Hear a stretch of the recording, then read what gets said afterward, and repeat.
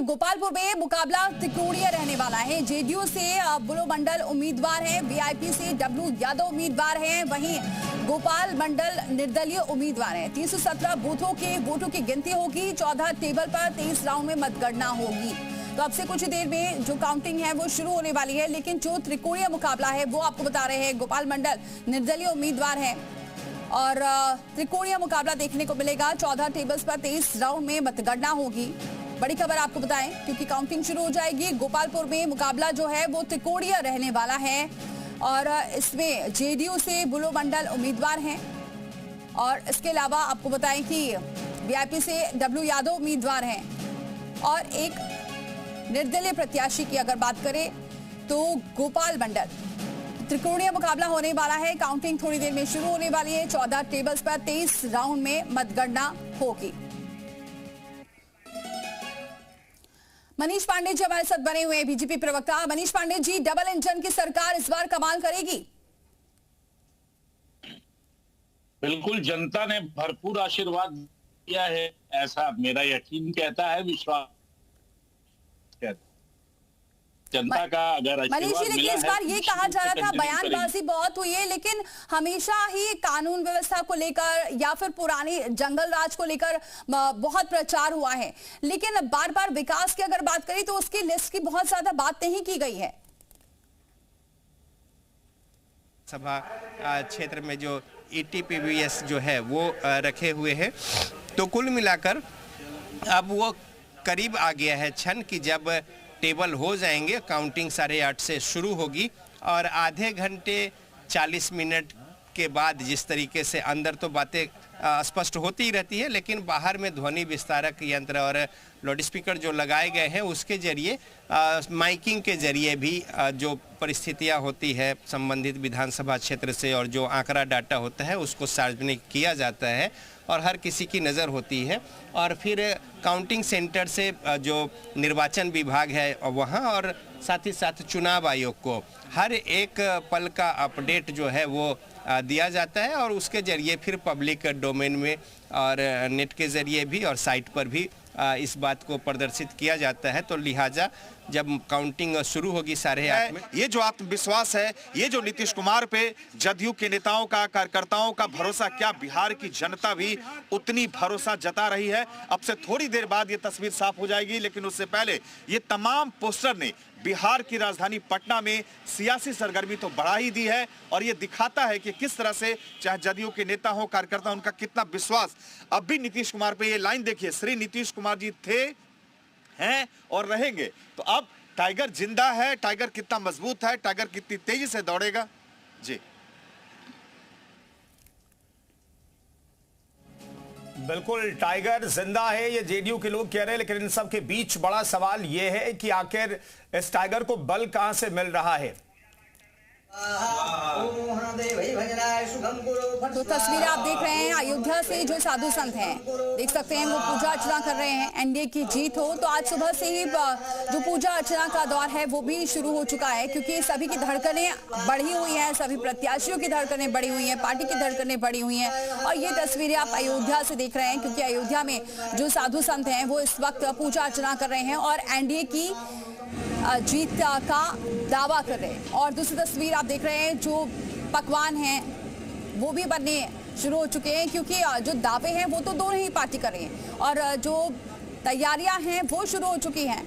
अब एक तरफ पकवान बन रहे हैं, दूसरी तरफ पूजा अर्चना हो रही है। सुबह से ही पूजा अर्चना की जा रही है, जो प्रत्याशी हैं वो भी पूजा अर्चना कर रहे हैं। पार्टी अपनी अपनी जीत का दावा कर रही है, लेकिन ये तस्वीरें लगातार आ रही हैं। जो तस्वीरें आ रही वो आप देख सकते हैं कि पकवान इस वक्त बन रहे हैं, लेकिन अभी देखना होगा कि किसमें खुशी रहती है और कौन दुखी रहता है, क्योंकि कौन बाजीगर रहता है। ये तो रुझान आने जब शुरू होंगे, जब तस्वीर साफ होगी उसके बाद देखने वाली बात होगी। बिल्कुल दीपाली, लेकिन कुल मिलाकर देखिए यहाँ पर लड्डू की तस्वीर नहीं दिखाई दे रही। हारने के बाद लड्डू कड़वे जाते हैं, इसलिए यहां पर सिर्फ पूरी सब्जी का इंतजाम किया जा रहा है। भूख तो लगेगी, वो तो खाना ही पड़ेगा। अब मनीष पांडे साहब, बड़ा सवाल यह है कि इस बार महिलाओं ने किसे वोट किया है। 8.8% के आसपास महिलाओं ने पुरुषों के मुकाबले ज्यादा वोट किया है और आप लोग कह रहे हैं कि महिलाएं तो जेडीयू के साथ रह रही हैं, नीतीश कुमार को सपोर्ट मिलता है, चाहे साइकिल योजना, अब तो मुख्यमंत्री या स्वरोजगार योजना के तहत भी सभी महिलाओं को आपने 10-10 हजार ऑलमोस्ट दे दिया। तो क्या इन सब से आप लोगों के महिलाओं ने वोट ज्यादा किया है?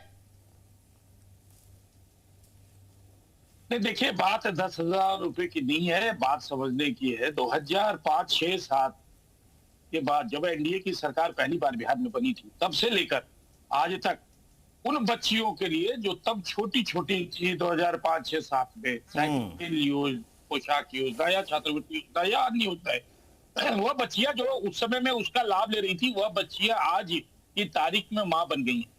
ये लगातार निरंतर महिलाओं के लिए जो काम गए ने उन महिलाओं के दिलों में एक भरोसा पैदा किया, विश्वास कायम किया है।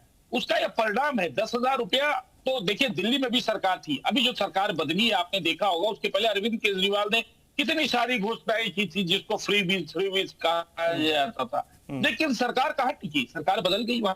देखिए, सरकार आपकी योजनाओं, आपके भरोसे के साथ साथ, तेजस्वी यादव ने तो कहा कि हम, हालांकि इस पर बाद में चर्चा करने वाले हैं जब ये परिणाम सामने आएगा, हर घर सरकारी नौकरी की बात की थी।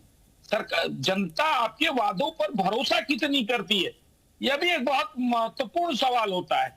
तो मैंने कहा कि 2006, 7, 8 में जिन योजनाओं की शुरुआत की गई थी एनडीए सरकार के द्वारा, जो बच्चियां उसका लाभ लेना शुरू की थी, वो आज मां बन गई हैं। और आज जब उनके हाथों में 10,000 रुपया जा रहा है कुछ छोटे मोटे रोजगार के लिए, तो उनपे भरोसा कायम हो रहा है कि नहीं, सरकार अगर कह रही है कि 2 लाख और देंगे तो निश्चित रूप से यह सरकार देगी, इसीलिए कि इसने 15 वर्ष पहले भी दिया था, 18 वर्ष पहले भी दिया था। इस चीज को मुझे लगता है बिल्कुल 10,000 देकर के 2 लाख का भरोसा आप लोगों ने जता दिया, और इसी भरोसे के तहत क्या आपकी सरकार पर ही उन महिलाओं ने, उन युवा महिलाओं ने, युवा लड़कियों ने क्या आपको वोट किया? अपने आप बड़ा सवाल है। मनोज यादव साहब, शासनकाल में यहाँ पर भागलपुर का दंगा भी हुआ था और वहीं पर वो काउंटिंग सेंटर भी है। एक बात माननी पड़ेगी अनुराग आपको कि बिहार के जो वोटर हैं,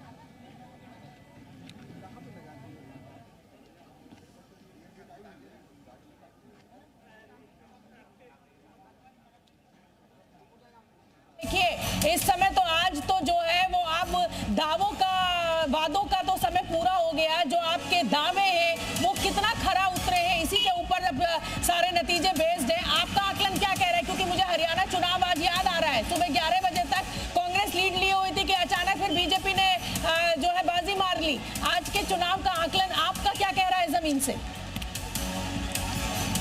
बिल्कुल, देखिए शोभना, मैं जेडीयू दफ्तर के बाहर हूं, मैं अपने कैमरामैन से कहूंगा कि वो तस्वीरें दिखाते रहे पोस्टर बैनर का। जो आपने आकलन की बात की, देखिए बड़ा एक अजीबोगरीब स्थिति है। दोनों ही खेमे आत्मविश्वास से लबरेज दिखाई दे रहे हैं। तेजस्वी यादव यही नहीं रुके, उन्होंने तो ये कह दिया कि 18 नवंबर को वो शपथ लेने जा रहे हैं। एनडीए की तरफ से साफ तौर से कहा जा रहा है कि सीएम पद पर कोई वैकेंसी नहीं है, नीतीश कुमार ही सब मुख्यमंत्री होंगे। तो अब जिस तरह के ये दावे किए जा रहे हैं, सबके बीच ये मैं तस्वीरें दिखा रहा हूं आपको जेडीयू दफ्तर की, अपने कैमरामैन से कहूंगा कि दिखाते रहे। फिलहाल अभी बहुत ज्यादा हलचल नहीं है, लेकिन निश्चित रूप से एक बात यह माना जा रहा है कि पिछले 2 दशकों में अगर आप बिहार की सियासत को देखें तो सियासत नीतीश कुमार के इर्द गिर्द ही घूमती हुई दिखाई दे रही है। जिधर नीतीश कुमार रहे हैं, सियासत उधर ही रही है। जब वो महागठबंधन में चले जाते हैं, सरकार महागठबंधन की बन जाती है। जैसे ही वो एनडीए के साथ आ जाते हैं, सरकार एनडीए की बनती है। तो नीतीश कुमार एक बड़ा फैक्टर है। हालांकि पिछले 2020 के चुनाव में एलजेपी की वजह से जेडीयू को काफी नुकसान उठाना पड़ा था। महज 43 सीटों पर जदयू सिमट कर रह गई थी। ठीक है, लेकिन इस बार सुमन, बीजेपी और सुमन, आपसे अपडेट लेते रहेंगे। प्रमोद शर्मा हमारे साथ हैं, लेकिन उससे पहले प्रत्युष का रुख करेंगे। उनके पास इस वक्त की बड़ी खबर है। प्रत्युष।